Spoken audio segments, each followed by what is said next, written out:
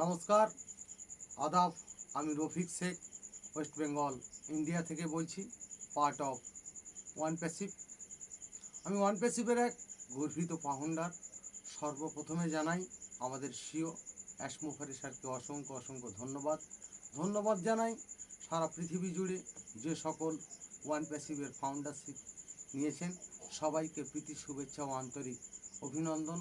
আমরা ওয়ান প্যাসিভে এসে কী পেলাম এবং অ্যাশমুফারের নীতি আদর্শ কি আমরা শিখলাম, মানব জাতির জন্য আমরা কি করতে পারি, সেটার সম্বন্ধে আমি দু চার লাইন কবিতা ছন্দের মাধ্যমে আমি আপনাদের সামনে প্রেস করছি যে ওয়ান প্যাসিভটা কেমন হবে, আমাদের নীতি আদর্শ কেমন হবে এবং ওয়ান প্যাসিভে এসে আমরা কি পেলাম। ওয়ান প্যাসিভে এসেই আমরা কি এমনই পেলাম, অ্যাশমুফারের কাছেই থেকেই কি আমরাই শিখেছি আমরা অনেক কিছু, ভেবেছি অনেক দূরে, সোনার পৃথিবী পুড়েই গেছে তামার মতোই জ্বলে উঠেছে কিছু মানুষ, বাকিরা গিয়েছে পুড়ে, মনেতে সবার আশাই ছিল সবাই উঠবো জ্বলে।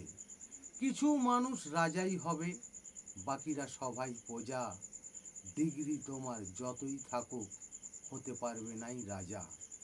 মনেতে তাদের জোর আছেই, রাস্তা পায়নি খুঁজে, নতুন রাস্তা পেয়েছি আমরা অনেক কিছুই বুঝেছি আমরা সবাই কিন্তু রাজাই হতেই পারবো, তারই সাথে মানব জাতি সবারই রাজা করব।